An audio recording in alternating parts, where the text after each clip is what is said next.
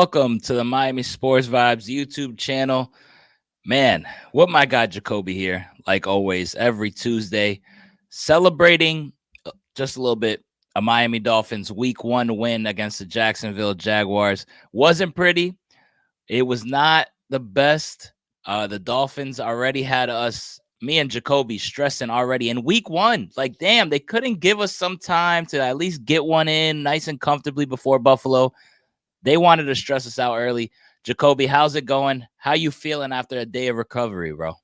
I mean, I'm just in a whirlwind, man. That was quite the Week 1, man. Like waking up to Tyreek Hill's fiasco outside of the stadium, to getting shut out in the first half, which never happened last season, and then the huge comeback in the second half. I'm like, yeah, that was probably the most Dolphins start to a season. So I was pretty pumped up. Was kind of frustrated, but I'm past it, and it's Bills week. I'm ready for it. Let's go. Definitely Bills week, and this is a matchup that we've come across to just having so many battles. You saw Alec Ingold's quote. It says, "We don't like them, they don't like us." It's like everybody knows it, which I love to see, and I love to hear as a Dolphin fan. Definitely embrace that rivalry, bro. We need to see that. But let's talk about that, man. Let's talk about the game. Obviously, the Tyreek incident happening before the game had us all shook up. Crazy what we saw, obviously, with the footage afterwards. It's a shame. But Tyreek was able to play. I was worried that he wasn't going to play. Thankfully, they situated everything and he was able to play. Shout out to Calais and Jonnu Smith picking up for his teammate. Love to see that. But the win, man, it was stressful in the beginning, but things turned around in the second half. The Dolphins defense shut out the Jaguars, holding them to 0 points in the second half. I thought that was awesome. I had a lot of thoughts on the takeaways from this one, but I want to hear from you. What are your takeaways after that Week 1 win against Jacksonville? Yeah, I think it's going to be exactly what I said, last week and what I've been saying all offseason. This offensive line is a great cause for concern. The run game couldn't get going at all. I believe Miami had less than 7 rushing yards in the first 2 quarters of the game. The plays, they were just getting blown up right away. I mean, I think the pass protection was a little better than people are saying, especially after rewatching some of it. Was impressed with Aaron Brewer's debut. I thought he did pretty well, but the rest of the line was a great cause of concern. Tua was scrambling a lot in the early going of the game, which, was also cool to see out of Tua because, he's usually not good at extending plays, and he extended a handful of plays, but that's my biggest takeaway right here is, you watched a lot of games over the weekend. You see the Jets last night, even though they lost, their O-line looked tremendously better. You see the Ravens, they neglected their O-line all offseason, and it was terrible that first game. How many illegal formation penalties did they have? A lot. It was bad, though, but their plays were getting blown up immediately. It's just a great example that you got to address the offensive line. So that was my biggest takeaway. But the big plays that Miami had in the second half really paid dividends, and we're gonna get into this in just a sec. But Javon Holland with probably the biggest momentum shifter I've ever seen in my life. But I'll save that for you to bring up. We'll talk about that soon. But that was my biggest takeaway, man. This line is a great cause for concern. Definitely. And I want to stay there with the first half, like you mentioned. You mentioned you taking a look at the game another time, you kind of noticed a little of the things we were texting about it. I know you're very critical of the offensive line, rightfully so. I remember, and you were telling me this offensive line, sucks. And I was like, to be honest, I think they're pretty decent in the pass game because I just feel like players aren't open. Like nobody was getting open. You mentioned about the rushing yards. The running backs had a total of 15 yards. I think I lost you. You there? Oh, yes. Okay. I guess a little connection, but I still, you can hear me good? Week 2 already, we're having connection issues. Well, all right. I think we're good. Little connection issues, it happens, but I wanted to share that within the texted you. I said Mayday. Hey, it happened. Listen, the first week was good.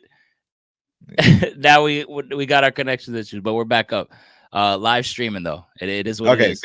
Pick up where you're saying. You said before I lost you, you said the pass protection was pretty good. Yes, pass protection was pretty good, and like you mentioned, the running backs had 15 yards combined, bro, at halftime rushing. Yeah, That's a little to more. me. What exactly were you most concerned about? Was it timing with the offense not getting open, or was the running game? Do you blame this on the lack of preseason reps, or what do you think was exactly the problem in the first half? I think, when it can't, I do think you have a good point that, receivers weren't getting open. And I also do think that this proved that this team is in desperate need of a third receiver. I think OBJ would have thrived in this game because I think they took Hill and Waddle out pretty early, and Durham Smythe was dropping everything, Oh my god. and Jonnu Smith dropped a couple passes, and that just makes the momentum just go down even further, and it blows up plays that come up. So that was my takeaway in the passing game. But then, sure enough, when we saw, I think it was in the early third quarter or the end of the second quarter, I'm not too quite sure, but Tua had all the time in the world in the pocket and hit Waddle in stride. Waddle had like a gain of 60 yards. You got to give him the time. Just give him the looks. And, Tua missed Tyreek early on a big touchdown. I think that kind of gutted the momentum really good in the first half. So, and that was my key to the game. You had to get, you got to get things going early. You got to get off to a great start. And they came out as flat as it could be. I don't think they could have came out any worse either. So, but they made adjustments in the second half, and we didn't see that a lot last year. So I was pretty pleased with that. Yeah, and one thing I'm gonna give them credit for, I think it'd be crazy not to give them credit for this. The They weren't getting open. The running game wasn't there. The offensive line was playing decent in pass protection, and throughout it all, you still maintained just a 2-score deficit.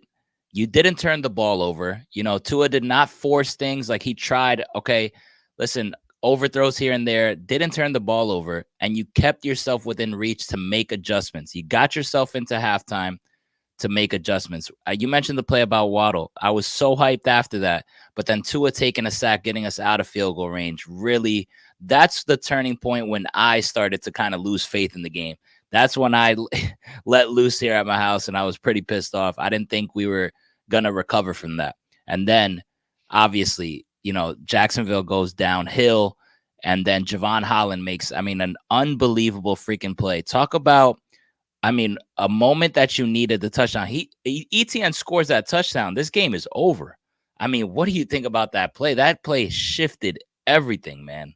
Like I said, I think that was the biggest momentum shifter I've ever witnessed, probably in Dolphins history.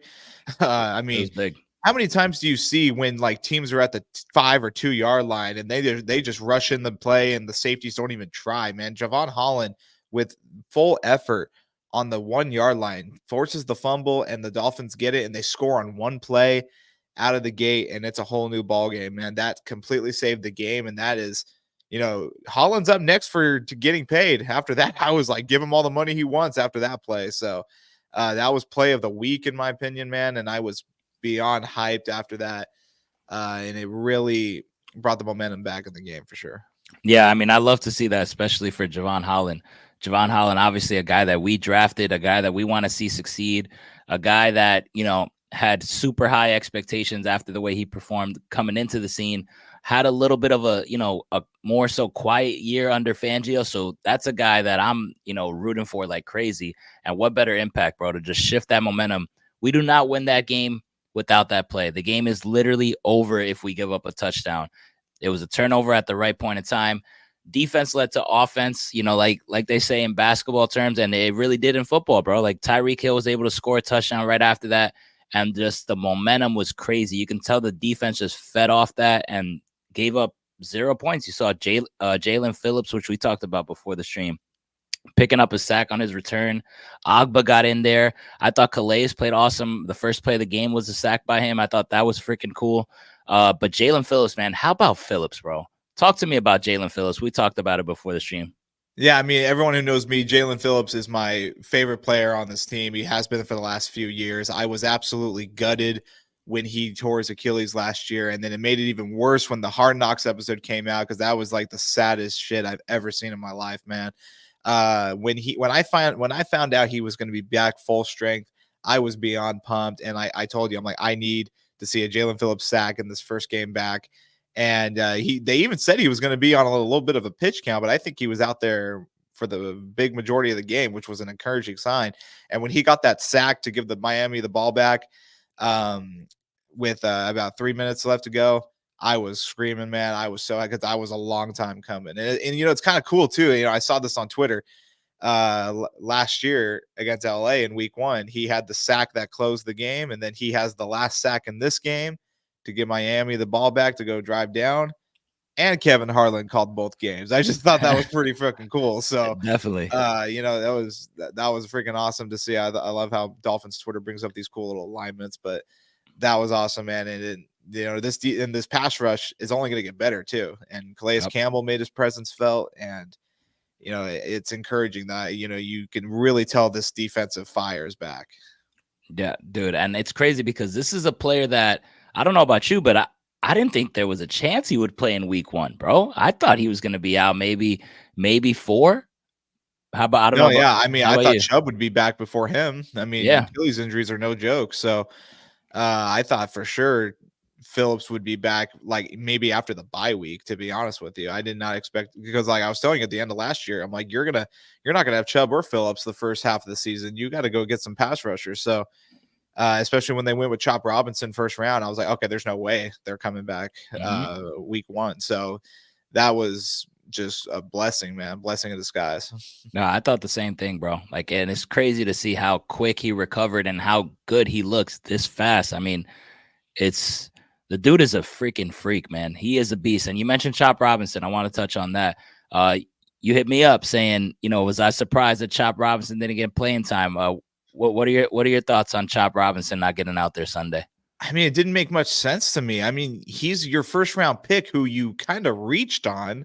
He's going to be a project guy. You know, you're missing Chubb. You don't. You lost Van Ginkel. You lost Christian Wilkins. Shaq Barrett's not on the team. Like after signing with the team, you know, he needs to get some reps. I mean, he had a phenomenal preseason.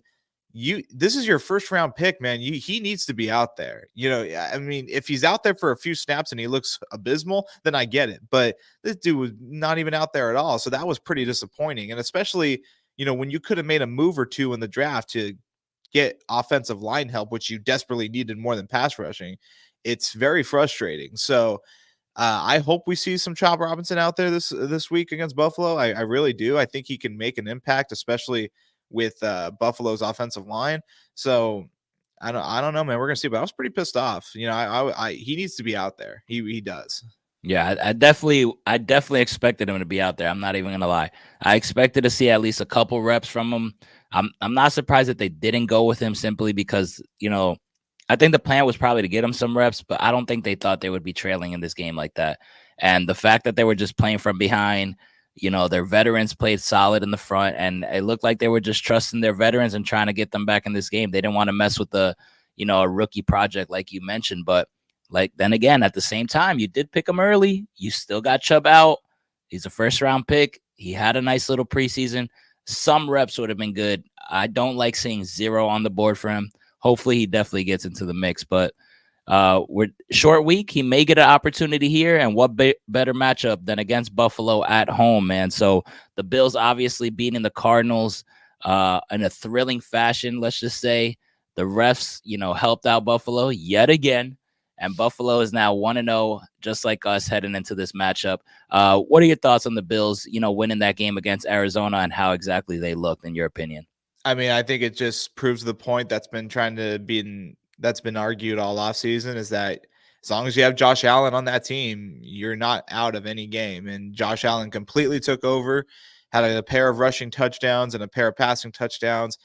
And, you know, they didn't even look like I was watching the condensed replay, man, and they didn't look like, you know, deadly or what we're used to seeing out of them. And, you know, especially when they're in more of a run-based system, for Josh Allen to still have the game he did, you know, it makes you want, like, they're still the guys of the AFC East until someone proves otherwise. So I'm expecting a little bit of the same of what we're going to see out of Buffalo this week that we're used to seeing when they play us. And I think Miami needs to come in really prepared. Both teams are on a short week, so there's no excuses, and you're at home, so you're not traveling, so there's no excuses. But till we beat them, I'm expecting a little bit of the same.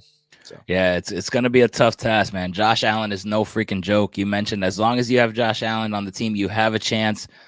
Listen to a couple Bills podcasts after the game and a little bit yesterday to kind of hear how they think, and they have full confidence. Like they're aware that they're without a couple guys, that they lost some of their veterans, but they're still as excited and as pumped up as ever because of number 17 under center.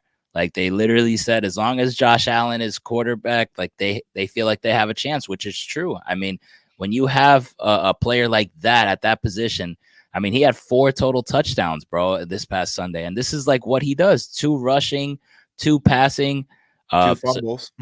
2 fumbles, no interception, but fumbled. Typical Josh Allen. You're going to get some of that. But the dude is a beast, man. And we're going to have our hands full. I was hoping that the Cardinals held on to win that game. Josh Allen was dealing with a little bit of an injury. Apparently his hand is injured, but they cleared him to play. But he is obviously not going to be 100%. But I don't know. Does that matter at all to you, or it's still Josh Allen? Well, it is his non-throwing hand, so I'm not too worried about that. But the big thing I am looking at is that their cornerback, Teron Johnson, has already been ruled out, which, I think helps a lot. Now, correct me if I'm wrong, but I don't think Tre'Davious White's back, is he? I don't think so. No, I don't think so. I might be completely wrong there. I don't think he, because I haven't really paid attention to the Bills at all, and so that could be a huge factor for Miami. And they don't have Matt Milano, which is big. So you got to capitalize right here. So I'm not really concerned about Josh's injuries, but a lot of other injuries on the other side of the ball for Buffalo can really work into Miami's favor. And then again, this is a team that's well coached. At least against Miami, they have the recipe and they have all the confidence to take down Mike McDaniel and the Dolphins. So we are definitely going to have our hands full, even with the injuries and even with the differences and whatever the Bills roster is. Like Jacoby said, at the end of the day, until we beat them, like they own us, bro. And it sucks to say. Their pass rushing, Greg Rousseau had 3 sacks on Sunday. I think that's going to be a guy that is going to be a key guy to stop, man. What do you think about the Bills defense as a whole? I mean, their defense has definitely regressed each year, the past few years, but Greg Rousseau is that guy, man. And you got to be careful. And especially with our offensive line, I'm not too excited about playing this guy. And, Josh Allen on the Jaguars, he was making his presence felt all game long. So, I don't expect anything different from Greg Rousseau, especially on a short week. The line's already kind of beat up. Liam Eichenberg's already beat up, and our 2 running backs are. So, I mean, it's both equal. I expect a dogfight. You're on a short week. We'll see what happens. But this Bills defense, it's not as good. It's regressed each year, but I still think they'll give Miami problems. And I want to ask you this. So last week we said the Dolphins week 1 was kind of a must win because you are potential setting yourself up for 0-2 to start the season, which is a tough hole to get out of if you want to win the division. And, it's a pretty stacked AFC. Now that we're both 1-0, is this a must win in your opinion? Out of the first 9 games, I think this is the one game you could afford to drop. Because you got Seattle next, you got Tennessee, you'll have New England. You got to win those games. But I don't think this is a must win, but I think it could definitely hurt everything at the end of the year because you have a brutal stretch at the end of the year. So I do think it would help tremendously. Going 2-0 on a extended break going into Seattle will be huge for this team. So I'm not going to say must win, but it would be crucial. I will say that. Yeah, I definitely think it's not a must win technically, but emotionally as a fan, I feel like it's a must win because you start looking ahead, right? Do you want to lose twice to Buffalo? No. So do you want to split with Buffalo? Yeah, I'll take a split. Do we really think the Dolphins are going to win in Buffalo? I don't know. So I feel like our best chance is to win it at home. So this is like the spot. So it's a little bit of a, emotionally, it's like a must win. But technically, I feel like you mentioned, we could drop this game and still be in good position with the, easier schedule coming up after this week. So it's something to think of. Something to No, think yeah, of. absolutely. We're gonna find out, and it's gonna be here before we know it. We got 2 days before this game, and it's yeah, you're at home, but it's gonna be a Buffalo home game. I'm not doubting that at all. I was actually pretty impressed with our crowd turnout this week. Yeah, That place same. was packed, Yeah. which of Finns fans, and you don't see that too often. But I still expect Bills Mafia to do what they do, and I expect them to completely fill that stadium. So, we're gonna see, but crucial test for this team. But I rather them play them early than later. So let's see what they got. Yeah, just get it out the way. We got a comment here from Rick Davis. What about the O line? What's your guys' take on that? Defense will come around. Too much talent. Can the Dolphins turn to the practice squad to find someone or go into free agency? Well, What I do you think he think, means trade Jacob? deadline, but yeah, I mean, we talked about this. You probably just joined late, but the O line I think is a great cause for concern. We'll see what the trade deadline offers. But when you look at our practice squad, I think we got more depth in the secondary area. We still have Nick Needham down there. Mhm. They brought up Chosen Anderson for the receivers, which was kind of a shock. You see all these receivers they take in the draft, and yet they pick up Chosen Anderson off the or is it Robbie Chosen? Is it one of those two? Robbie Chosen. He's like the Yeah, one Undertaker, of those. dude. Yeah. So, but like, they pick him up from the practice squad, and Ethan Bonner he didn't get a shot, which I think he would be with Ramsey being banged up. I think we got some nice depth on our practice squad for sure. Jalen Wright was inactive, Mhm. so and I think this will be his week to shine as well. So we'll see. But I think I kind of like the guys we got down on our practice squad for sure. But I still think unless this offensive line plays like God this week, that's going to have to be the priority at the deadline. But too early to think about the deadline. I just want to take it week by week, and we'll see what happens this week for sure. No, I agree with you, bro. I think we have to see a bigger sample size before we start to kind of look that route. Let's see how they do, and then if something opens up at the trade deadline and we're in position, I mean, you got to expect Greer to make a move. We would, at least me and Jacoby would hope. I mean, we've seen. I don't expect him to do shit. I mean, that's what we want, but he doesn't really think so, Let's talk keys to victory, man. How do we beat the Buffalo Bills? Give me your 3 keys to beating Buffalo Thursday. Yeah, man, I'm going to repeat one from last week. You got to get off to a great start. You can't dig. You can probably afford to dig yourself a hole like last week against Jacksonville, but you can't do it against Buffalo, especially when the crowd is mainly going to be on their side. You have to get up to a good start. Second of all, you got to limit Josh Allen's big plays, especially on third and long situations. I feel like that's only against us, but whenever it's third and long, he gets these big runs that are just gut punches, and it ends up sealing the game. If I'm Anthony Weaver, I'm putting a spy on him all game long. I don't give a fuck, man. Please. I'm not gonna let him beat us with with his legs. So you gotta limit his big plays. You really got to. And third of all, play calling, man. The play calling was so freaking weird last week. All these screenplays again. Your offensive line can't hold a block, and you're pitching it behind you on these run plays. McDaniel's got to be a step ahead of McDermott, man, because he's going to come for him. McDaniel has to call a great game this week. He has to. And I think those are 3 really good keys. But my main one, I know I went second with it, but you got to limit Allen's big plays because that's pretty much their whole offense. No, definitely, bro. And that's my first key. It's the same type of thing, man. It's containing Josh Allen. This guy had 67 yards against us last week in the final week of the season, rushing, and then 350 yards passing. Like, the dude is passing easily against us. He's running whenever he wants. He's just way too comfortable against the Miami Dolphins defense, and something's got to give, bro. Like, you've seen this recipe all the damn time. You have enough tape on this dude. Put a spy. I'm with the whole spy thing, bro, because it just, like, we've seen it so many times where, we'll stop him first and second down, and then third down comes and he gets a crazy, first down run. And I just absolutely hate to see it. It is gun punching every time. Dolphins got to be ready. There's enough sample size to know how to at least contain this man. A turnover is coming. That's my key number 2. A turnover is coming. It happens all the time with Josh Allen, whether it's a fumble, whether it's an interception. What are you going to do after that turnover? Capitalize. You got to score off the turnovers. Make them pay for their mistakes. Because if you're just giving the ball back out, and you're indecisive on offense, where we've seen Tua when he's in these high pressure big game situations, primetime Tua, what is he gonna do? The spotlight's on him. Is this a new year where he's kind of gonna put things in the past and finally deliver? This is a big game for at least us to be able to evaluate. And then my third key is obviously contain Dalton Kincaid. This guy had 84 yards against us last time we played this team. We have trouble guarding tight ends, even though we kind of did better against Evan Ingram. I've seen the Dolphins kind of change this, a little bit as of late, but I want to see a bigger sample size. I'm still concerned about it. I think Kincaid could have a big game. I think he was kind of quiet in week 1, so I expect him to get going, and he might score a touchdown, so the Dolphins got to be ready for him.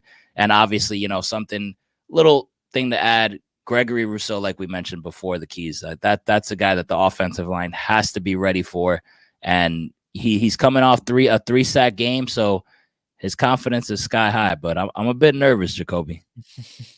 As you should be, man. And this team owns us, and until we prove it wrong, like I always say, man, it's gonna stay like that.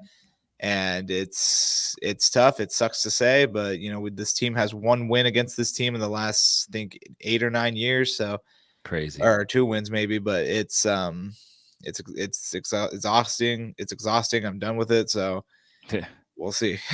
It's really hard, bro. It's really hard not to get up for this game, and just it's really hard, bro. It's really hard to just admit, like, damn, like the Bills really own us, man. It really is. Like I said, like I see a lot of fans on Twitter so pumped up. They're like, "Oh, this game's a win. You're stupid if you don't think they're gonna go out there and win this game." I'm like, how can you say that? Like, especially last season, man. Like, just know your place, be humble, and it'll just save the humility at least, man. But you gotta just chill off until we can prove it, man. I'm just tired of acting like we're the shit when we're really not. So like we gotta earn that respect. There's a reason why we get laughed at in the media so much, man. So we're gonna see. But I'm all good game for sure. I'm all with confidence now. I'm all with confidence. I'm all with believing in your boys. But when you start saying why, the reason why, and you start to get to the route like, oh, this team sucks now. They're not the same now. Well, this is a win for us. Like, we're just a better team. It's like, dude, that clearly doesn't matter. It doesn't matter against these guys. No, absolutely. And like they weren't a good team last year. And exactly. They still took it from us. So like that's what we gotta keep in mind. But yeah. So let's go with predictions, man. Let's start with you here. You can give me a score if you like. What do you think happens Thursday night? Buffalo in Miami. Will Miami beat Buffalo? Jacoby's prediction is no. I don't think so. I'm gonna say I think it's gonna be a good start. I think both teams are gonna give each other a fight, but I particularly don't think it's gonna end too close. I got Buffalo taking this one 27-14. Oh, so you think it's a big? I mean, big win. I can't look at the team's effort last week against Jacksonville and think they're going to go and do any better against Buffalo. I'm not sold on that yet. And the team's already too banged up. I know we didn't get to this, but they might not have Achane or Mostert this week, which is a huge concern. So I do not think Miami will pull this one off. But what about new year? It's Tua, it's a new year. I looked like a dumbass. I told you this the last episode last week. I said I will not pick Miami to beat Buffalo again until they beat them. So I'm gonna stick by that because I'm not gonna jinx shit. I'm not gonna come in here and just I've learned my lesson the last 2 years, man. Until we beat them, I'm picking them. So that's where I'm going to be at. But what about McDaniel, figuring it out, it's been a lot of times. Like, he's seen enough on tape. It's year 3 of McDaniel and he's still making the bullshit same mistakes, man. Oh man, Jacoby, man. No, I can't do it. I can't pick it just yet. I mean, if they shock me this week, I'll be pumped, but I don't have a reason to believe they'll beat them yet. So there's 0% doubt. I mean, I think it will be a close fight maybe in the first half, but I think Buffalo will break away like they always do. So what's the turning point? Is it Tua not playing up to standard, or is it Josh Allen just? I think the turning point is going to be halftime, much like much like the first time they played them last year. You know, it was toe to toe the first 2 quarters, and then Buffalo just came out like just raining fire in the second half, and Miami didn't have an answer. So I think it's going to be something pretty similar. I think Josh Allen's going to have his big plays like he always does. I mean, it's just what always happens, man. You know, if Miami picks up some big plays like they did against Jacksonville, they're going to be in better spot. But if Miami even is to win this game, I think it's going to be very close. But I just, like I said, I'm staying clear of picking Miami until we should prove it, because I'm going to hold my team to that standard. So that's where I'm at with that. I respect it. The thing about Buffalo is when they play us, they're kind of like an NBA team where they get on this type of run where it's like you just cannot stop these big plays and the clock management and the touchdowns and the momentum. It's like, damn, like you could contain them for so long. And once they get a couple, like it's like they see two shots go in like a basketball player and they just get hot from there. It's crazy. That's what scares me. All right. So it's my turn now for my prediction. All right. So I've thought long and hard about this one. All right. I had plenty of, I had a little preview before, and I mentioned that the Dolphins I'm not going to pick the Dolphins because Buffalo always beats us. And, last year I believed, and then they just hurt me even more. And I said, I'm not going to do it again until the Dolphins beat the Bills, just like you. And I was on the same boat as you. Keyword was. Yeah, that's what I was saying. I was like, I know where this is going. Keyword was, man. Have you not learned your lesson, man? God damn. Listen, man, let me just say I am all in on the Dolphins figuring it out, bro. Like, listen, at some point, you got to figure it out. I think this is the freaking week. This has to be it. I am putting my money where my mouth is, man. I'm picking the Dolphins to win this game Thursday Night Football in Miami. It's done, bro. Like the turning point is going to happen. I'm all with here's the reason, bro. I feel like we have a large sample size already. Mike McDaniel knows this. He knows what to expect. The players know what to expect. The players are pissed off. They hate this team just as much as we hate this team. I feel like this year has to be different, bro. Like you faced a lot of adversity, like McDaniel likes to say, in the past. I think this is where the turning point happens. I'm picking the boys to win this game. I think they do. I'm not even lying. I'm not just capping for the show. I really, truly believe that this Dolphins team is gonna do big things this year. And I think it starts with beating Buffalo at home. I don't have a score for you. It might be ugly. It might be close. I don't know how we're gonna do it. I don't know if Tua will have the greatest game. But I think this Miami Dolphins team, just like they did Sunday, they're just going to find a way collectively and take down the Buffalo Bills, man. The reason why I'm laughing so much is because after last week's show, I went back and re-listened to a few of our shows from last year, and I went back to the last 2 games of the season, and I was just saying, like, what was this dude smoking to have this much confidence, man? And like, I'm right there. Like, look, I have. Okay. I'm assuming this guy who just said have some faith didn't watch our show last year. I predicted Miami to sweep Buffalo last year. You did. And they collapsed yet again. That was a heartbreak that I do not want to go through again. And I told everybody on the show, you will not see me pick Miami again against Buffalo until they beat them. And I am sticking by that take. So you can be as optimistic as you want over there. I mean, I hope it happens. I'm not rooting for it to not happen, but I'm going to save my heartbreak. I want to go into Friday a little bit sane because I'm going to Seattle next week for the game. So if this game goes bad, I want to at least have some optimism going to Seattle. So we'll see. For sure. He also says, Matthew C., shout out to you for chiming in. Thanks for tuning in.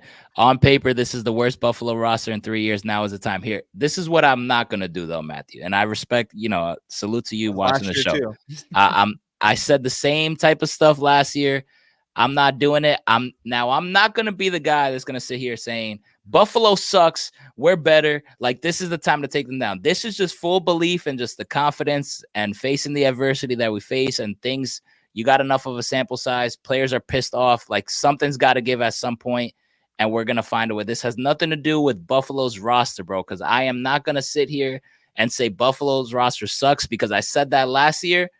And they still kicked our ass. I'm just saying we're going to find a way to win. This is going to be a team victory. I think the Dolphins do it, but I'm not going to say that it's because, Buffalo's roster, and we're going to find a way. It might be ugly, but I'm still with you, and I think the Dolphins win, Matthew. No, we were up here almost a year ago today when they lost to the Jets on Monday Night Football. We were saying like, "Oh, they're cooked. Like this is it. The window's over." And I'm not making that mistake again. So. Yeah, me neither. I'm not saying the wind. That's what I said last year too. The window's closed, like Buffalo's done when they started off so bad, and I'm not doing that. I'm just respect to Buffalo. We're gonna win. I'm not gonna say like, oh, we're gonna beat their ass. I was talking crazy shit last year, man. You were, dude. I'm a little bit nervous, man. Zell says 30-21 Buffalo. Rick Davis says 34-17 Buffalo. Oh, that one would hurt, man. Please, at least play them tough, man. Yeah, I remember I did say last year as well. I was like, they can lose this game, but they can't go get their ass kicked.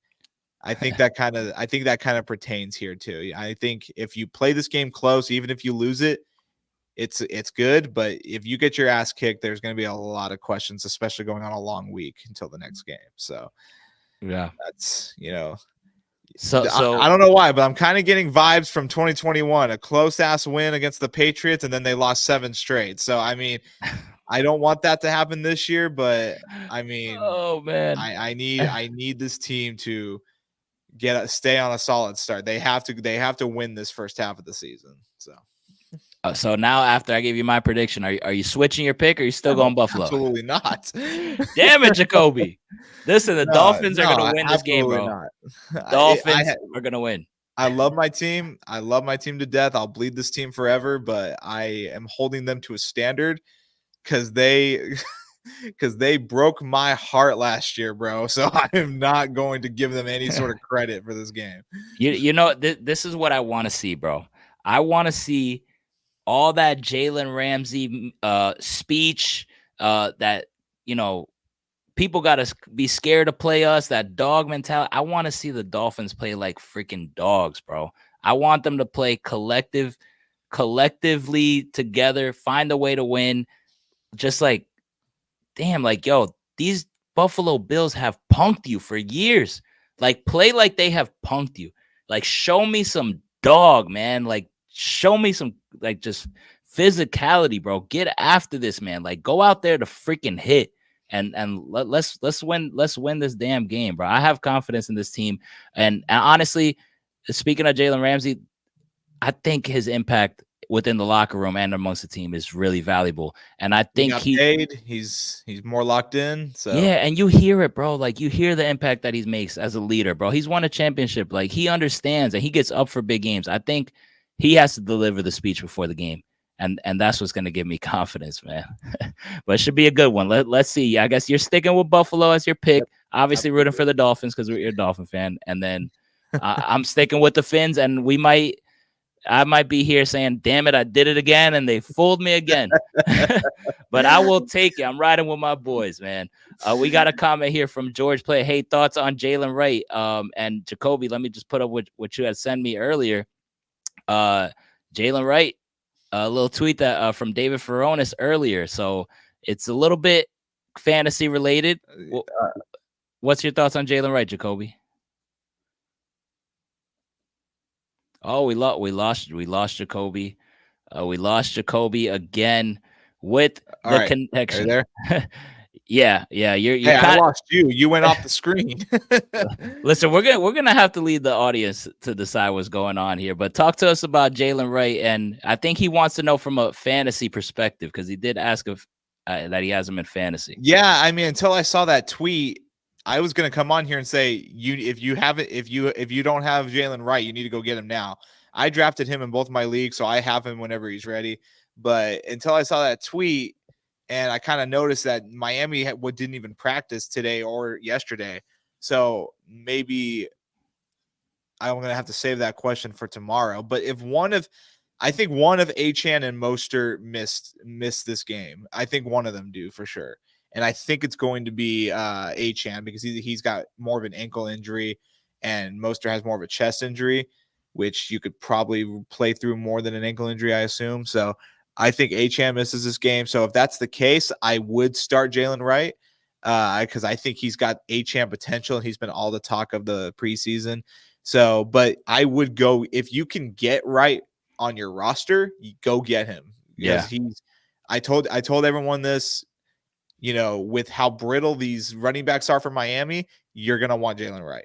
Yep, absolutely. He's like I mentioned, he's like a dog in a cage, bro, just waiting to be unleashed, man. The dude flies, bro, and I think he's gonna have a crazy impact. All it is he gonna get the opportunity?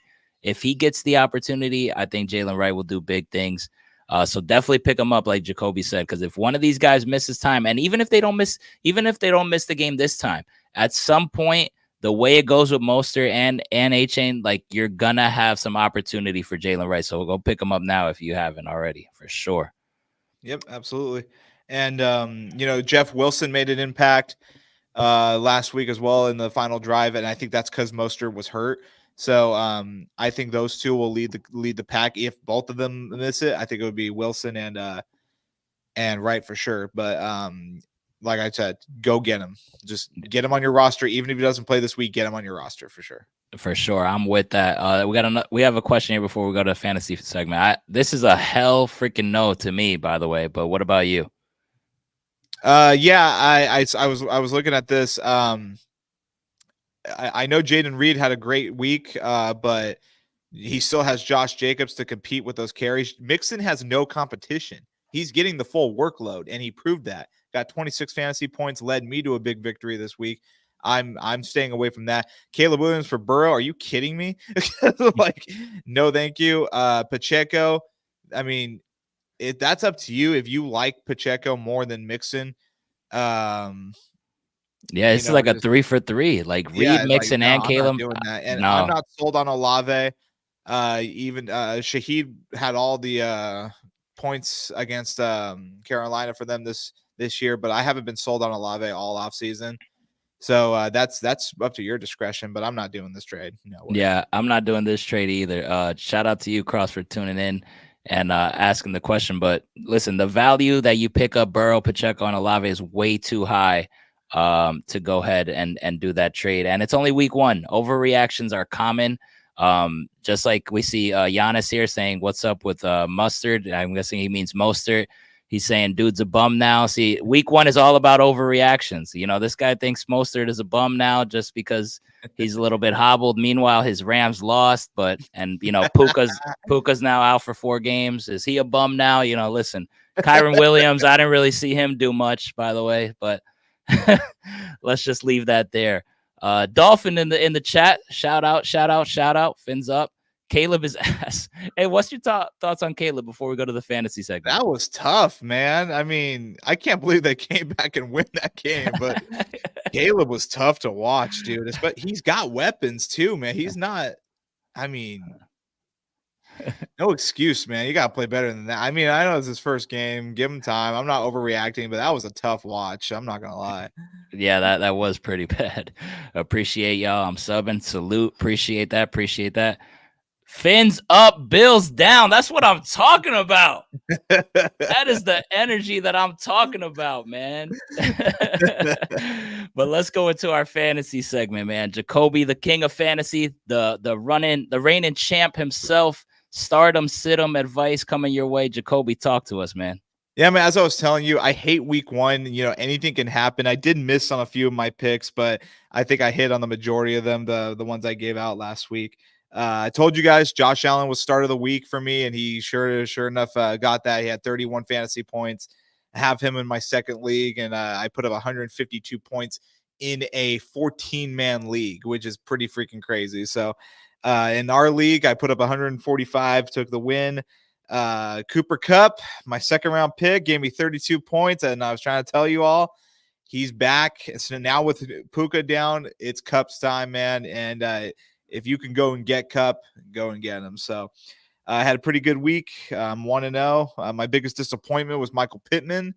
So that was my biggest disappointment of the week. But good week 1. I'm looking forward to week 2. So with my QB stardoms, going to keep one the same. Josh Allen, I'm going to give him the first start. I'm not going to say he's start of the week, but I think he gets you 25 points or more. I think he has a pretty big game. I think that's just a common sense start. My second one, I think, is stocks rising up after last week. I think he played pretty well, even though the Rams lost. But Matthew Stafford, I think he's going to be a pretty good start. He put up 14 points, so without the interception, he's going to be in that talks for a top starter last week. But they're playing against Arizona, who allowed the most points to a quarterback and yards in week 1. So I'm going to take that for my second start. Like it. And then to my QB Sims, I'm going to take the old man, Aaron Rodgers. Did not look promising at all. Yikes. And, after all the glazing this team's getting all offseason, it was pretty freaking cool to see him kind of shit the bed. It was kind of funny as hell is that Aaron Rodgers had, I think he was 3 yards short of the same exact stat line as Zach Wilson had in week 1 last year. So that was pretty fucking funny.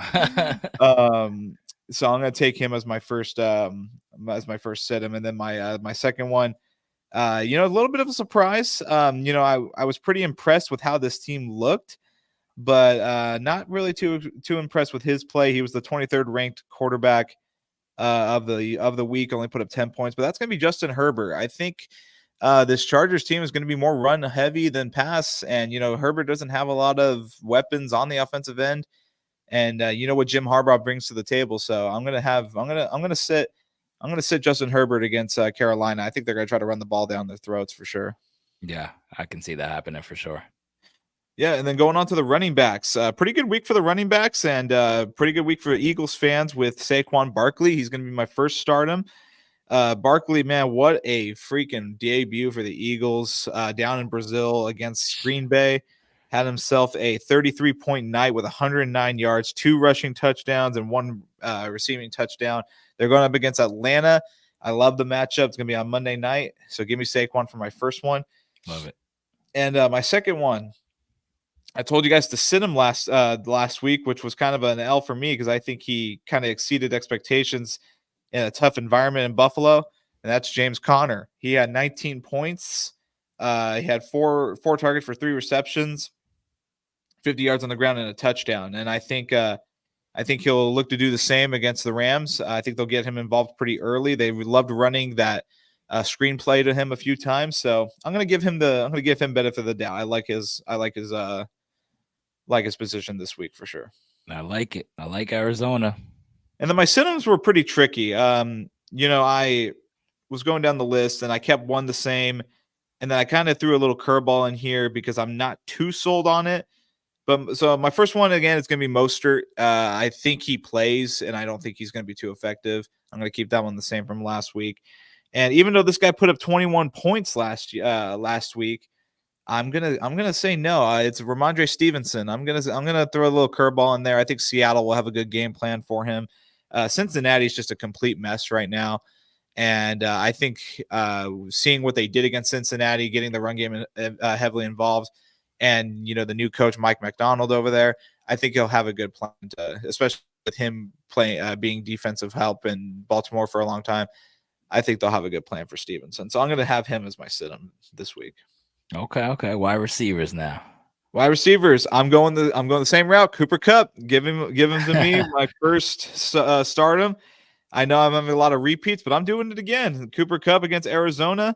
They just did not look good against the pass at all, and now he's going to get all the targets with Nakua out. So I have Kupp getting another great big game this week, and then I'm going to throw in my second one, who I think has been getting a little underrated in the offseason pretty much because of his tenure with Tampa Bay. He's been in the league for a long time.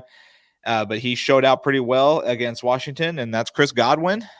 Chris Godwin caught 8 receptions on 8 targets for 83 yards and 1 touchdown.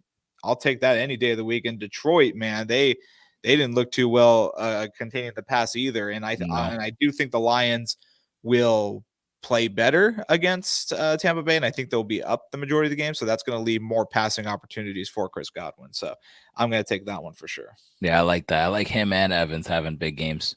Yeah, absolutely. And then going into my sit-ems, I think this one was a big shock for all of us, and I still kind of don't like the matchup this week.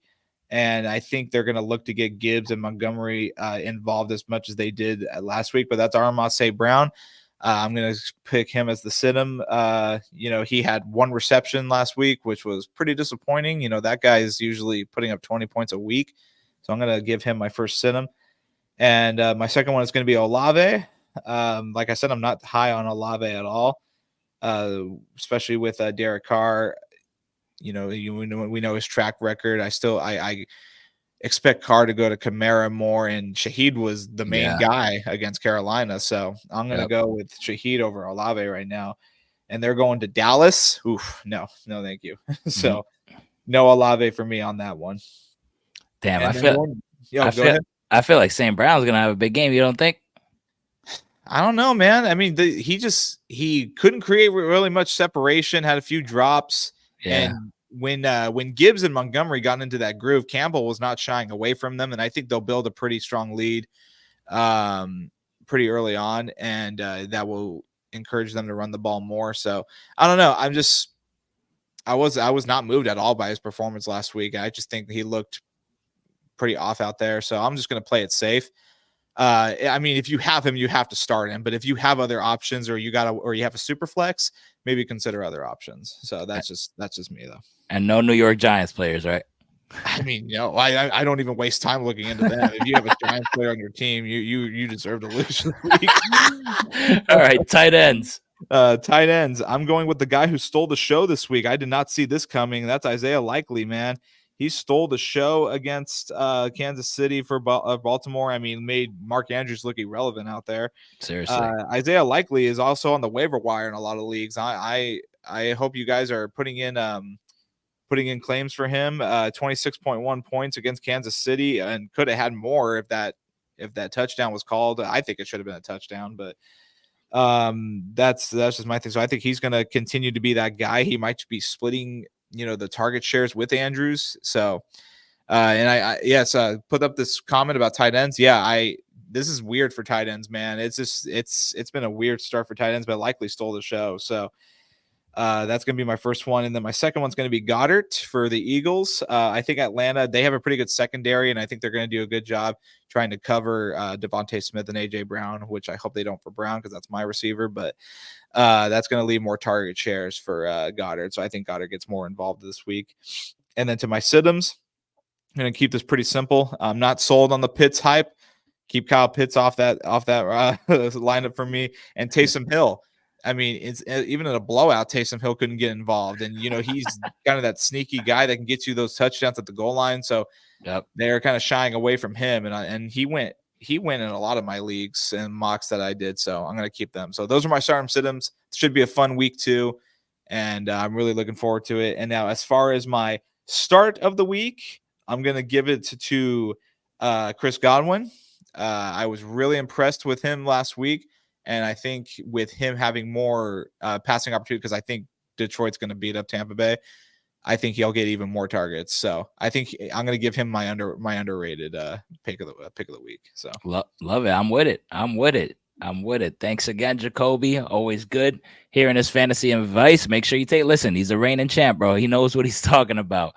I did want to put up this for Dolphin fans. This is the injury report as of now. I forgot to put it up earlier. Just keep in mind that highlighted part. The Dolphins did not practice on Monday and held a walkthrough on Tuesday. All right. So practice participation is an estimation. Okay. All right. So let's see how it goes. All right. It's a short week. And, we got a little veteran team and a team that has a lot of injury history. So we might play it safe, but we'll see how it goes. Thoughts on Baker Mayfield? I do start because I think he'll be throwing a lot. So I would start him for sure. All right. Yeah, I like Baker, bro. He's always gonna throw too, bro. He's gonna give you a chance. And the Lions defense also gives up a lot of points through the air. So keep an eye on that. So there you have it. Bills week game on Thursday. Dolphins Bills in Miami. I appreciate everybody tuning in, chiming in on the chat for sure. Appreciate you guys as always. Make sure you give my boy Jacoby a follow. Subscribe to the channel. Catch us every single Tuesday right here, same time. You know where to find us. Jacoby has the Dolphins losing on Thursday. He's hoping for a win, but he's predicted a loss. I got the Dolphins winning on Thursday. We shall see how it goes. Jacoby, I'm gonna give you one more chance to take that back. Nope, not taking it back. Damn it. Not falling for this bait, dude. You shouldn't be either. I'm falling for it, bro. And you will laugh at me next week if it all goes up. So let's see it. Let's see what happens, man. Yep, we'll see what happens. All right, guys. Make sure to subscribe to the channel, hit the thumbs up button to support the show. We'll catch you guys next week. Go Dolphins. Dolphins Bills Thursday. Let's get it. See how it goes.